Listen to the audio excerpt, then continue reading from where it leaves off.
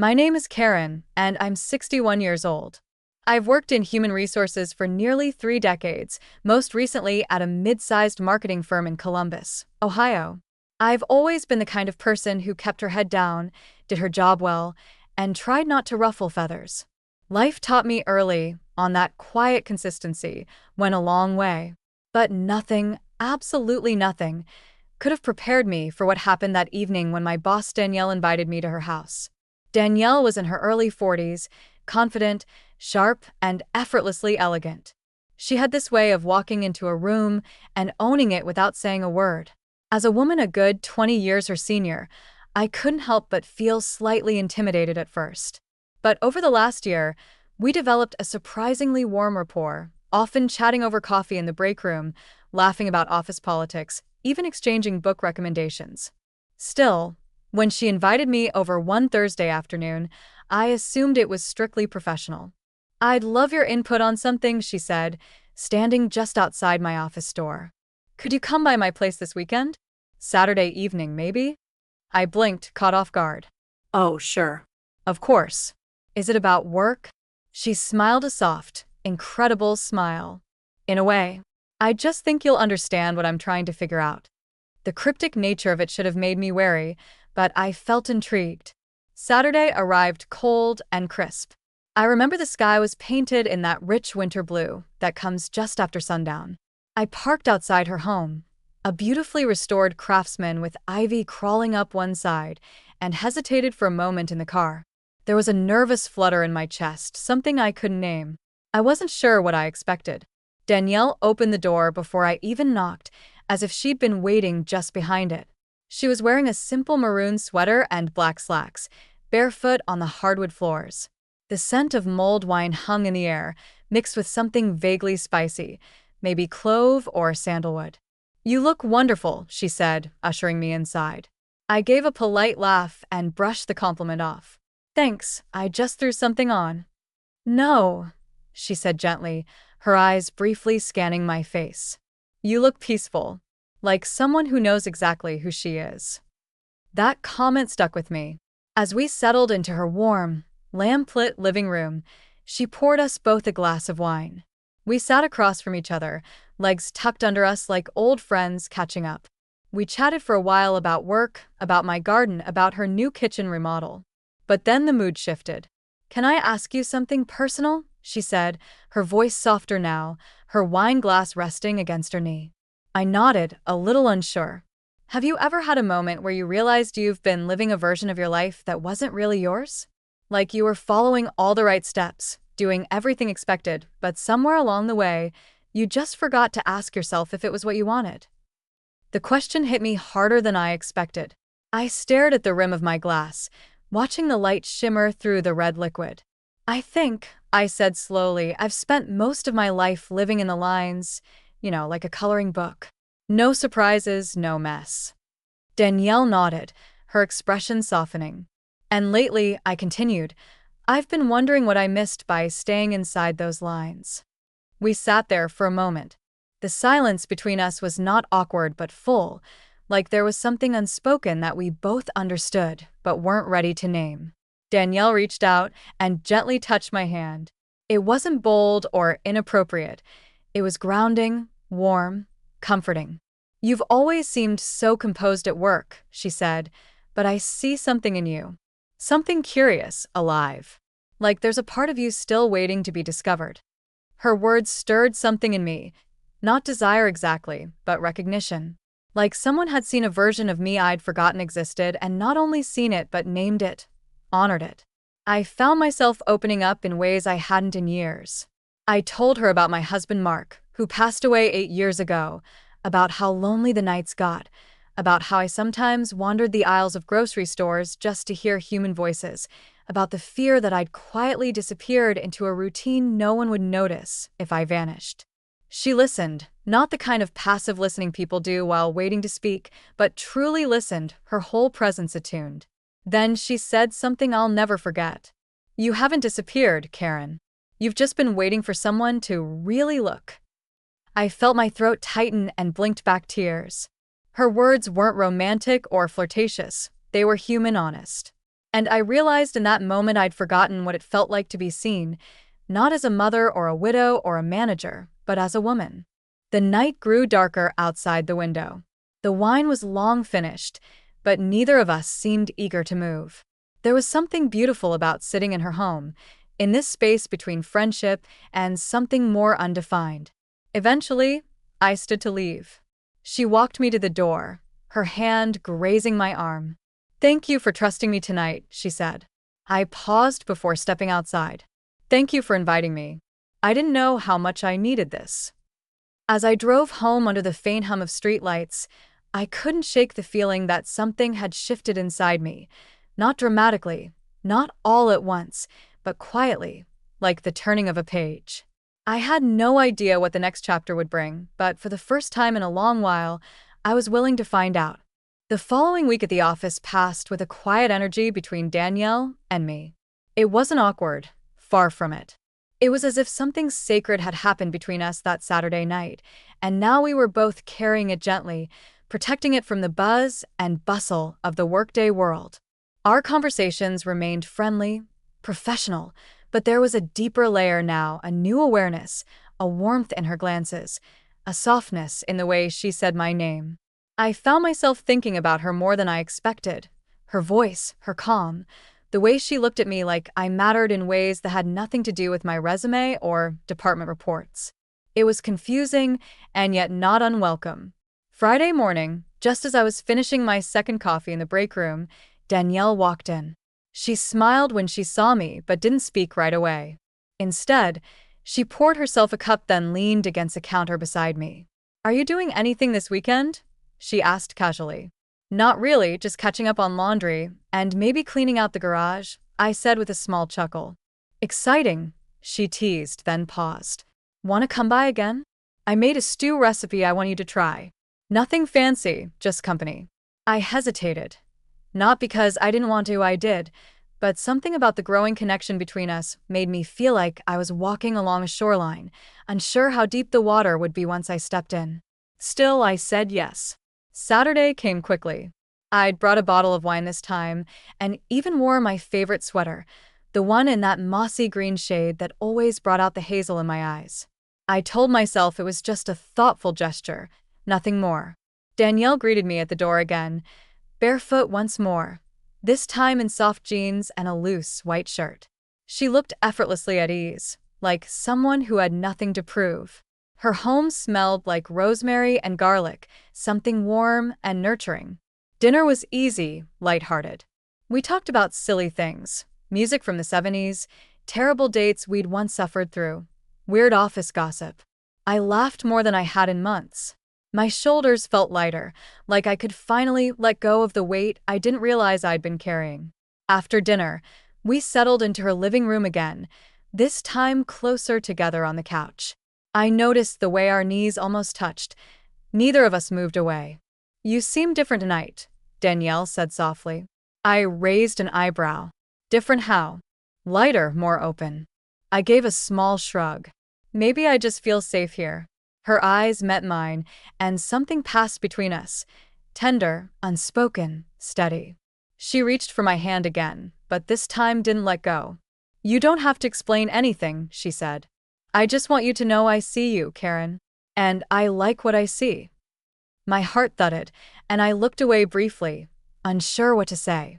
I wasn't used to being on the receiving end of something so direct, so genuine. It wasn't about romance, at least not in the traditional sense. It was about connection, recognition. Two souls gently reaching out in a world that often asked women like us to be quiet, to disappear into the background. I said slowly, "I've spent most of my life waiting for permission to feel, to want something for myself. I was a good wife, a steady mother, a responsible employee, but somewhere along the way, I forgot how to want something just because it made me feel alive." Danielle didn't respond right away. She simply squeezed my hand and leaned her head lightly against my shoulder. We sat like that for a while, silent, connected, still, the crackle of the fireplace the only sound between us. Then she said something I didn't expect. "I invited you over last week because I needed someone who wouldn't judge me, someone who knew the value of quiet truths. What do you mean? I asked gently. Danielle sat up, tucking her legs underneath her. Her voice dropped, more hesitant now. I'd always been drawn to women who carry stories in their silence, women who've lived. And I've spent so long pretending that didn't mean anything to me. But when I talk to you, Karen, I feel like I can finally be honest about who I am. I could feel her vulnerability sitting right there on the table between us, raw and real, and I realized in that moment that she wasn't the only one opening up. I think I've been waiting for someone to give me that space too, I said quietly. Danielle looked at me, really looked, and for the first time, I felt like I wasn't the older woman in the room. I wasn't the widow or the HR manager or the woman who still wore her wedding ring out of habit. I was just me, and she saw that. There was no kiss, no dramatic music swelling in the background, just two women sitting side by side, breathing in the same quiet truth.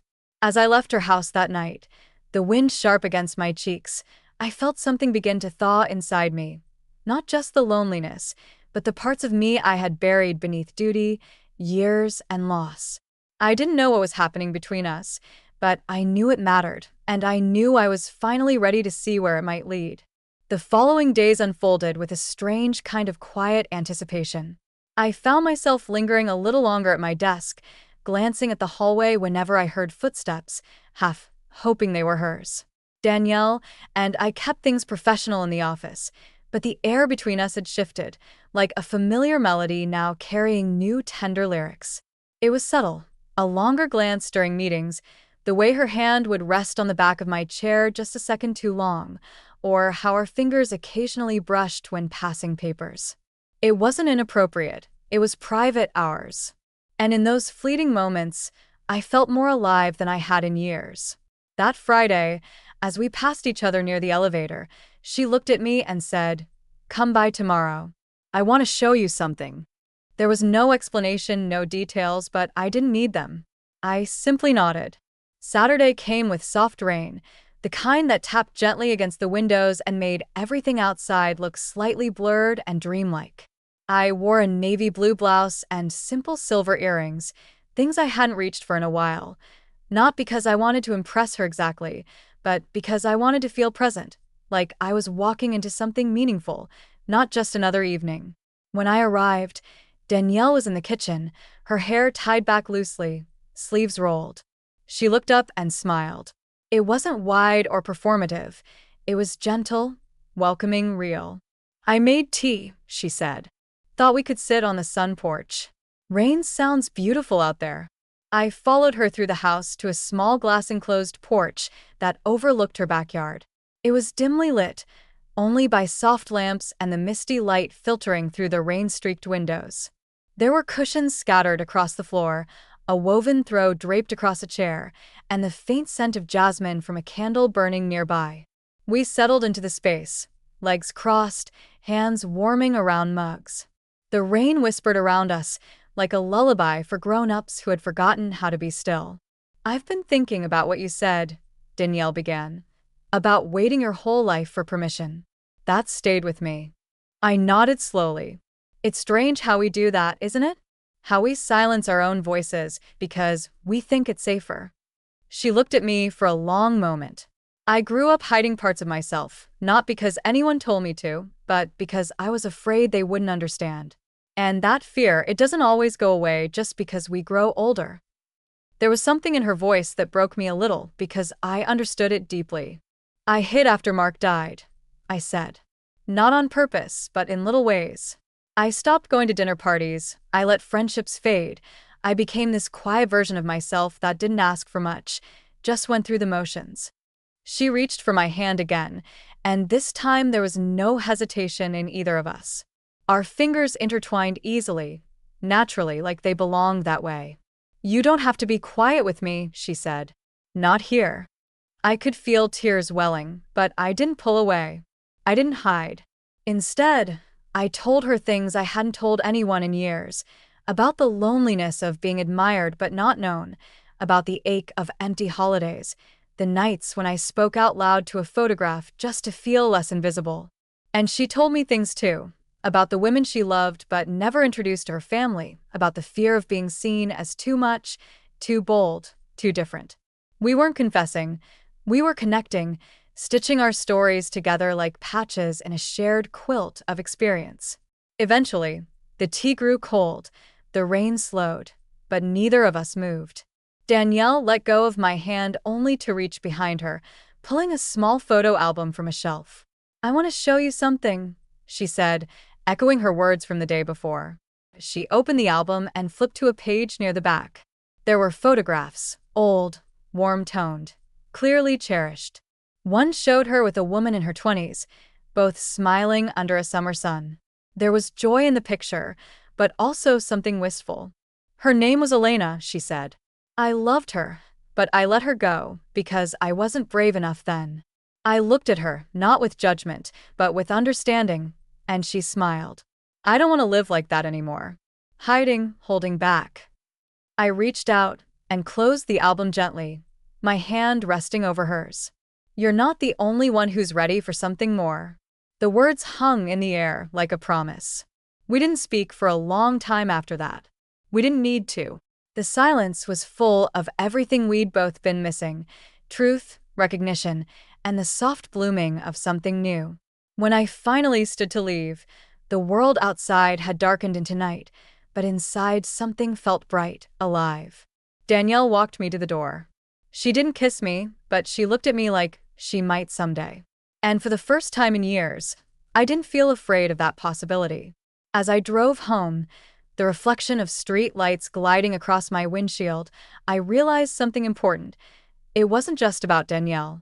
It was about me, about reclaiming parts of myself I had quietly tucked away.